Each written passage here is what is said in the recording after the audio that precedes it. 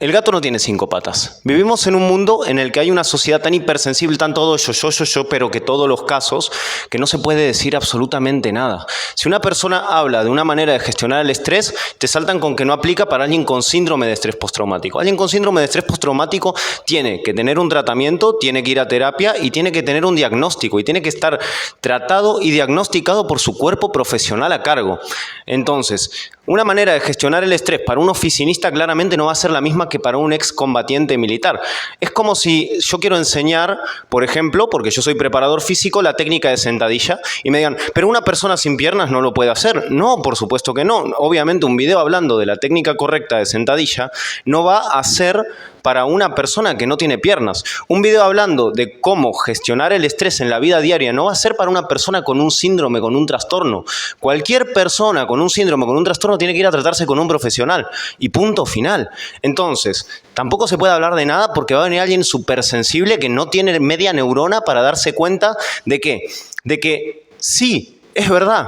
Podés agarrar y consumir las mismas drogas que las personas que tienen un diagnóstico y un cuerpo profesional a cargo y vas a tener un efecto súper destructivo en tu cerebro que va a destruir tus receptores hormonales y que te va a hacer sentir que no te estresas porque vas a perder tu capacidad de responder a las cosas que te estresan. Como por ejemplo, a ese tipo de hipersensibilidad. A mí es algo que me genera como un poco me choca, realmente me choca, me molesta. ¿Por qué me molesta? Me molesta porque la gente se está autodestruyendo y utilizan como excusas a personas súper destruidas. No puedo yo, por ejemplo, que soy una persona que crea contenido y que da consultoría, compararme con alguien que volvió de la guerra y perdió un brazo y decir que mi estrés es el mismo que el suyo. Y obviamente que a él le diagnostique un psiquiatra y una determinada serie de personas, un cuerpo profesional, una determinada serie de drogas, no es lo mismo que yo consuma esas drogas porque se las diagnosticaron a alguien que volvió de la guerra. O sea, lo lógico es que si a mí me estresa mi trabajo, que aprenda a gestionar eficientemente mi tiempo, porque por suerte no tengo síndrome de estrés postraumático y no tengo ningún tipo de trastorno diagnosticado y voy a terapia y mi terapeuta no me ha diagnosticado ningún trastorno y por lo tanto soy solo una persona común y corriente que tiene que aprender a manejarse bien, que tiene que aprender a regular sus niveles de estrés. Pasa lo mismo con, si yo digo una técnica de gambeta corta, no aplica para el que está en silla de ruedas, no, aplica para el que quiera hacer gambeta corta. Si yo digo una técnica de flexiones, no aplica para alguien que no tiene brazos. Si yo digo una técnica de burpees, no va a aplicar para un paralítico. Es algo que no se puede porque si no, que nadie puede decir nada, no te puedo enseñar ni siquiera cómo utilizar un escobillón. Porque una persona o sea, volvemos al caso de la persona paralítica, no va a poder utilizar el escobillón. Entonces, naturalmente, si yo digo una persona tiene que aprender a gestionar el estrés, estoy hablando de una persona que está en capacidad de hacerlo. Mi contenido no es para personas que no están en capacidad de autorregularse, no es para personas que están en casos psiquiátricos o en casos superdiagnosticados, que tienen un cuerpo terapéutico de acompañamiento. Yo no hago contenido para decir a la gente, no vayas a tener un cuerpo técnico, un cuerpo médico, no vayas a tener un cuerpo de acompañamiento si tenés un trastorno. Yo hago contenido para gente que no tiene trastornos. Entonces, naturalmente, si yo digo 5 técnicas para gestionar el estrés y ninguna incluye drogarte, es porque yo estoy hablando para personas que no tienen casos psiquiátricos. Si yo hablara para personas con casos psiquiátricos, primero, yo no soy psiquiatra, no fingí que soy psiquiatra, no digo que soy psiquiatra, no hago contenido hablando de psiquiatría y no pienso meterme en el panorama de la psiquiatría. Después viene una persona que leyó 5 beneficios de tal droga para tal cosa. Sí, para personas con caso psiquiátrico. Lo mejor que puede hacer una persona saludable para evitar tener un gran deterioro de su salud, y una persona saludable con una vida saludable, que era un oficinista, que no tiene ningún trastorno, que no tiene ataques de ansiedad, que no tiene síndrome de persecución, que no tiene ningún tipo de afección ni patología, ni ningún trastorno psicopatológico, lo mejor que puede hacer es no consumir drogas para cosas como el estrés que le provoca que su jefe le grite, para cosas como el estrés que le provoca un día de trabajo. Lo que tiene que hacer es aprender a gestionar su trabajo. Y la industria farmacéutica nos vende que lo primero que hay que hacer es consumir la droga. Consumir la droga. ¿Por qué? Porque la droga es más rentable. Obviamente, personas sanas, personas que se cuidan, personas... Sí, si yo espero a que alguien sea diabético, naturalmente voy a tener que prescribirle, o sea, yo no, porque yo no prescribo, como digo, yo ni diagnostico ni prescribo. Pero naturalmente, si esperamos a que alguien sea diabético, va a haber que prescribirle la medicina para la diabetes. O podemos intentar, mucho antes de que la persona sea diabética, prescribirle ejercicio y buena alimentación. Entonces, claro, pero esto no aplica para diabéticos. No aplica para diabéticos. Pero porque el diabético necesita insulina, entonces yo que no soy diabético voy a inyectarme insulina porque a los diabéticos les funciona. No funciona así el mundo. Que alguien que tiene un trastorno, que tiene una patología, que tiene un problema grave, que necesita tratamiento, que tiene un diagnóstico, que tiene un cuerpo psiquiátrico tratándolo, o un psiquiatra de cabecera y un psicólogo de cabecera tratándolo, le diagnostiquen una droga, no quiere decir que cualquier persona tenga que ir a comprar esa droga porque se estresó, porque su jefe le grita. La persona, o sea, si por ejemplo, yo tengo un cliente que me causa a mí un problema, voy a una empresa, le doy consultoría y tengo un problema con ese cliente y me empiezo a estresar respecto del trabajo de esa empresa, o esa empresa está en una situación muy extrema y me genera mucho trabajo y me quita el sueño, lo mejor que puedo hacer eso es charlarlo con mi terapeuta. Ahora, si mi terapeuta me dice, toma pastillas para dormir, cambio de terapeuta porque yo soy una persona psiquiátricamente saludable. Porque yo soy una persona que duerme normalmente, soy una persona que sigue una vida normal, soy una persona con un estilo de vida saludable. Entonces, lo primero que puedo hacer que tengo que hacer cuando me estreso es ver qué es lo que me estresa y ver cómo lo puedo gestionar eficientemente. No drogarme. Y tenemos hoy una industria pero esto no aplica para alguien que volvió, pero a mí no me explotó una bomba en la cabeza y mi contenido no está dirigido a las personas a las que les explotó una bomba en la cabeza. ¿A qué me dedico yo principalmente? Yo soy coach deportivo y soy entrenador físico-mental. Me dedico a la parte de entrenamiento mental de los deportistas. Quiere decir que, por supuesto, si tienen un problema psicopatológico, yo me dedico a factores igiológicos. ¿Qué es un factor igiológico? Un factor igiológico quiere decir el estrés normal, por ejemplo, de un partido. Es un factor igiológico. Es normal estresarse durante un partido. Es normal tener ansiedad antes de una final. Psicopatológico quiere decir desarrollar un trastorno de ansiedad.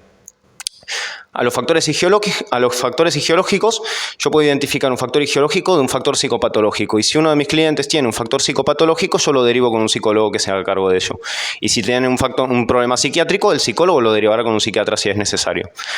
Me dedico a la planificación de estrategias mentales y al rendimiento mental, a la estructuración de planes de alto rendimiento mental. Eso lo extrapolé a la conformación porque se trabaja de manera individual y en equipos. Yo he trabajado en equipos de inferiores de fútbol, he trabajado en distintos clubes, en clubes de básquetbol, en equipos de pilotos de carreras y también en empresas. Lo derivé también a equipos de trabajo empresarial porque al final la lógica es la misma, generación de estructuras de estrategia mental que les permiten tener un mayor rendimiento. Yo me dedico a eso. Entonces, y para eso estudié psicología, pero no me vengo a ser el psicólogo clínico, de hecho no tengo vigente mi matrícula de psicólogo, pero me parece que es aberrante eso de si yo digo, bueno, si tu equipo de trabajo no tiene una integración correcta de equipo, hacer tal y tal estrategia. No, que se tomen tal droga porque vivimos en un mundo que te quiere drogado y la gente ya lo compró esa idea. Entonces, claro, porque al tipo que le explotó una bomba, y soy ex militar y también cuando empecé, que en realidad yo empecé como preparador físico de fuerzas especiales. Cuando empecé a trabajar en la preparación física, preparaba personas que estaban preparando su examen de fuerzas especiales y claramente tienen otros problemas, tienen problemas diferentes. Si tuvieran alguna psicopatología, no podrían conformar parte de las fuerzas especiales tampoco. Entonces, tampoco aplicaría, pero si alguien tiene un problema en fuerzas especiales, le explota una bomba en la oreja, se le desequilibran las hormonas, está en una situación de rescate en montaña y tiene que cargar a un herido y le tiene que cortar una pierna para que no se le pudra. Naturalmente yo no me voy a hacer cargo de una estrategia mental para esa persona. Naturalmente a esa persona no le aplica el mismo consejo que le aplica a un oficinista que vive en el centro de Buenos Aires, que la última vez que vio sangre fue porque se cortó con una hoja de papel y que dice, no, es que yo estoy muy estresado por mi trabajo. Esa persona necesita aprender a gestionar su vida, no tiene un trastorno. Entonces, está importante y está chingón que no queramos aplicar los extremos para los medios. Porque si sos una persona que tiene no sé si decir la buena fortuna, pero la buena fortuna de estar en el medio, como por ejemplo yo soy una persona que goza de una buena salud mental. Si sos una persona que está bien, si sos una persona que no tiene ningún problema y empezás a consumir la medicina de la persona que tiene problemas, tarde o temprano vas a tener el problema. Si sos una persona que tiene un factor igiológico, estás por rendir un examen, te da ansiedad, es normal, eso es normal. No es psicopatológico, es igiológico. Te da ansiedad 5 días antes del examen, estás estudiando, mucho cansancio, probablemente durmiendo mal. Si empezás a tomar pastillas para dormir, empezás a tomar ansiolíticos, estás destruyendo tu sistema, estás destruyendo tu entorno hormonal natural. Cuando pase el examen, lo que pasaría en una situación normal, si no tomaras ningún tipo de droga para dormir, ni para tal, ni para cual, los días previos al examen, en una situación normal, ¿qué pasaría? Estarías 3 o 4 días de agotamiento total, en los cuales tampoco deberías consumir tampoco deberías consumir estimulantes para estar más pum para arriba. Los 3 o 4 días posteriores al examen tendrías un cansancio, un agotamiento bestial. ¿Por qué? Porque todo ese estrés, todo eso se acabó, pasó el examen. Cuando te entregan la nota, se acabó. Tu cuerpo se tiene que regularizar, tarda más o menos 72 horas. Pasadas esas 72 horas, te sentirías bien de nuevo. Pero ¿qué pasa? 20 días previos al examen ya estabas tomando ansiolíticos. Estabas tomando pastillas para dormir. Después llegó el cansancio, empezaste a tomar estimulantes. Y contrajiste un trastorno que no te correspondía. O sea, no es que te corresponde o no te corresponde, pero estás favoreciendo a la inhibición de la producción natural de los ciclos naturales hormonales de tu cuerpo. Es natural que si te persigue un león te estreses.